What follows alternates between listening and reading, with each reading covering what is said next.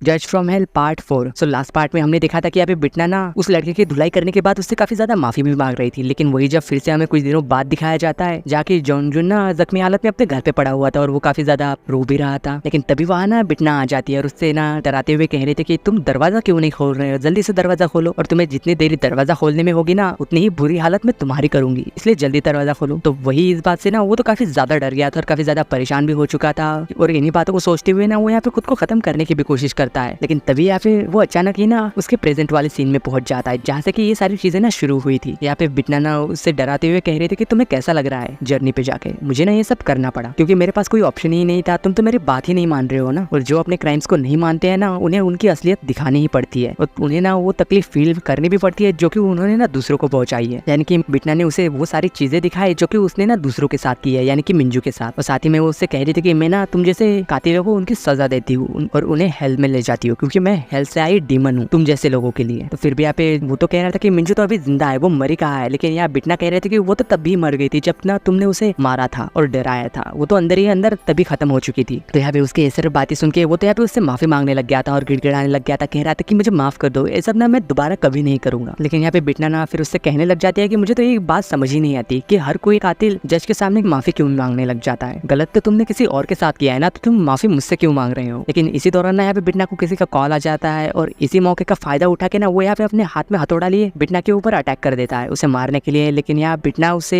रोक लेती है और उससे कह रही थी कि ऐसा करने की कोशिश भी मत करना, अगर तुमने ऐसा करने की कोशिश भी की तो तुम ना बहुत ही ज्यादा पछताओगे। लेकिन यहाँ पे फिर ना उसने उसका गला पकड़ लिया था और उससे कह रहा था कि पछतावा तो अब तुम्हें होगा और सबसे पहले मैं तुम्हारी जान लूंगा। ये सब कह के ना वो काफी जोर से चिल्ला रहा था, कह रहा था कि इसके बाद ना मैं मिंजू और उसके पेरेंट्स के भी जान लूंगा। लेकिन शायद इन सारी चीजों का बिटना पे तो कोई भी असर नहीं हो रहा था। वो यहाँ पे ना हंसते हुए उससे कह रही थी कि क्या तुम्हें इन सब चीजों में मजा आ रहा है, और वो ना उसे एक हाथ से उठा लेती है और दीवार के आर पार फेंक देती है और कह रही थी कि मैं तो तुम्हें इंसानों की तरह खत्म करूंगी और तड़पाऊंगी। ऐसा करके ना वो यहाँ पे उसे काफी ज्यादा पीटती है, एक एक करके उसकी सारी उंगलियां तोड़ देती है और काफी बुरी तरीके से मार भी रही थी। पर शायद ना वो कातिल अभी भी हार मानने के लिए तैयार ही नहीं था। वो यहाँ पे फिर भी ना वो हथौड़ा लिए बिटना के ऊपर अटैक करके उसे मारने की कोशिश कर रहा था, लेकिन बिटना को तो यहाँ पे जरा भी फर्क नहीं पड़ता। उल्टा यहाँ पे बिटना को ना उसे मारने में मजा आ रहा था। वो कह रहे थे कि तुम्हें जितनी कोशिश करनी है ना कर लो, इसका कोई भी फायदा नहीं होगा, और मैंने तो तुम्हें अभी बहुत कम मारा है, जितना तुमने मिंजू को मारा है ना ये तो उसका आधा भी नहीं है, अगर मैं उतना तुम्हें मारूंगी तो तुम शायद जिंदा भी नहीं रहोगे। तो यहाँ पे वो ना फिर से उससे माफी मांग रहा था, कह रहा था कि मैंने ना मिंजुन के साथ काफी ज्यादा गलत किया है, अगर मैंने उसके साथ ये सब नहीं किया होता तो शायद ना वो अपनी जान देने की कोशिश भी नहीं करती। तो यहाँ पे ये सारी बातें उसके सुन के फिर बिटना उससे कह दिया है कि क्या तुम ये मानते हो कि ये सारी चीजें ना तुम्हारी वजह से हुई है और तुम्हारी वजह से उसने खुद को खत्म करने की कोशिश की। तो यार जोंगजुंग भी कहता है कि हाँ मैं ये बात मानता हूँ, इसमें मेरी ही गलती है। तो ये बात सुनने के बाद ना बिटना उसे कह ही देती है कि जाओ हेल में। ये कह के ना वो उसे जादू वाला खंजर मार देती है और साथ ही में ना वो उसके ऊपर वो स्टैंप लगा के ना उसे हेल में भेज देती है। तो वही जब हमें नेक्स्ट डे दिखाया जाता है, यहाँ सारे ही पुलिस वाले ना उसी जगह पे पहुंच गए थे और यहाँ पे उसे ना उसकी बॉडी भी मिलती है जो कि काफी ज्यादा बुरी हालत में थी और उसके सिर के ऊपर एक स्टैम्प जैसी निशान भी था जो कि काफी ज्यादा क्लियर दिख रहा था इन लोग को। और ये सोच में पड़ जाते हैं कि ये सब है क्या इसके सिर पे। यहाँ पे ये लोग ना क्राइम सीन को जाके भी चेक करते हैं, लेकिन उन्हें तो ये सब लग ही नहीं रहा था कि यहाँ पे किसी का खून हुआ है, क्योंकि यहाँ पे जगह ना पूरी तरीके साफ सुथरी और क्लीन थी, जरा भी चीजें ना बिखरी हुई नहीं थी। और वही हमें यहाँ पे फिर फ्लैशबैक में पता चलता है कि बिटना के असिस्टेंट ने ना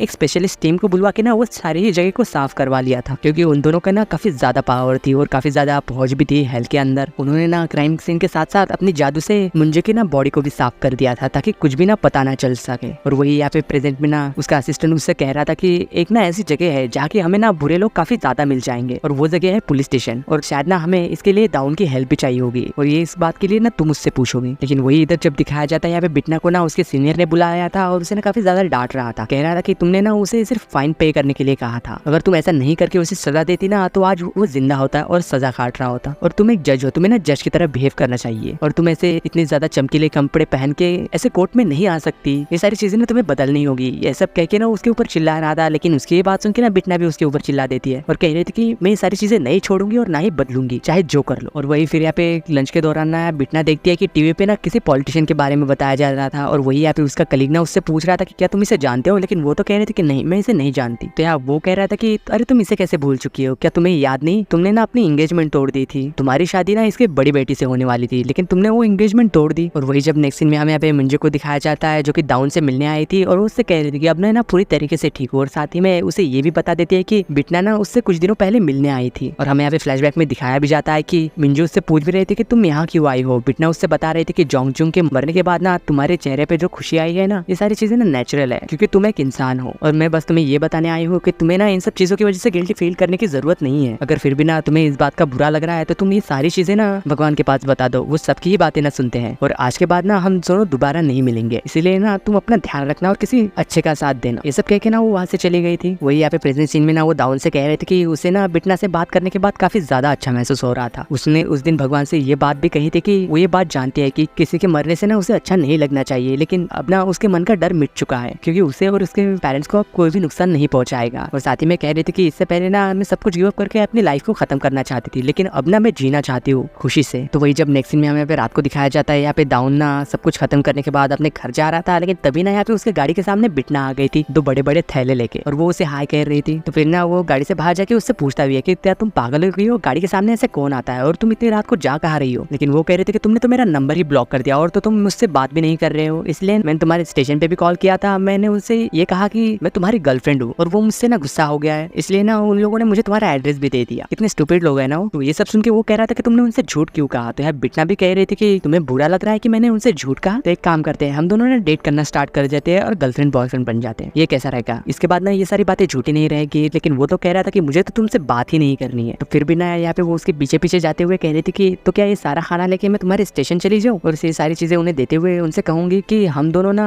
एक दूसरे से बहुत ज्यादा प्यार करते हैं और वो मुझसे गुस्सा हो गया है। लेकिन यहाँ पे दाऊन तो मिंजो के बारे में उससे पूछने लग गया था, तुम उससे मिलने गई थी ना, उससे तुमने क्या बातें की। और उसने मुझे ये बताया भी कि तुम्हारी बातों से ना उसे काफी ज्यादा अच्छा महसूस हुआ है और साथ ही में जीने का हौसला भी। तो ये सुन के यहाँ पे बिटना उससे कह रहे थे कि तुम मेरे बारे में क्या सोचते हो, मुझे ये बताओ। लेकिन यहाँ पे दाऊन फिर उससे कहने लग गया था कि पहली बार जब मैंने तुम्हें देखा था ना तब मुझे तुम काफी ज्यादा अच्छी लगी, लेकिन दूसरी बार ट्रायल के बाद जब तुमने उस क्रिमिनल को छोड़ दिया था तो उस वक्त ना मुझे तुम पे काफी ज्यादा गुस्सा भी आया था, लेकिन अब ना मैं काफी ज्यादा कंफ्यूज हूँ कि तुम अच्छी हो या फिर बुरी। तो वही बातों में यहाँ पे बात करते हुए उससे वो पूछ ही लेती है कि क्या ऐसा कोई केस है जो कि तुम सॉल्व नहीं कर पा रहे, मैं ना इसमें तुम्हारी मदद कर सकती हूँ, कोई ऐसा केस जिसमें कि कोई किलर मौजूद हो। तो यहाँ पे डाउन से बात सुनते हुए कह रहा था कि हाँ ऐसे तो काफी ज्यादा केसेस है, लेकिन इन सब के बारे में ना मैं तुम्हें नहीं बता सकता क्योंकि ये सारी चीजें ना कॉन्फिडेंशियल होती है। पर फिर भी ना यहाँ पे बितना तो उसे अपनी बातों में फंसाते हुए काफी ज्यादा उसे ड्रंक करवा देती है और उससे ना पूछ भी रही थी ताकि वो ना कुछ केस के बारे में इन्फॉर्मेशन उगल दे। तो यार डाउन भी फिर नशे में था तो उससे कह रहा था कि ठीक है मैं तुम्हें बता दूंगा, लेकिन तुम ना ये बात किसी और को मत बताना। और वो ना यहाँ पे उसे खुद का ही नाम बताता है और कह रहा था कि मैंने ना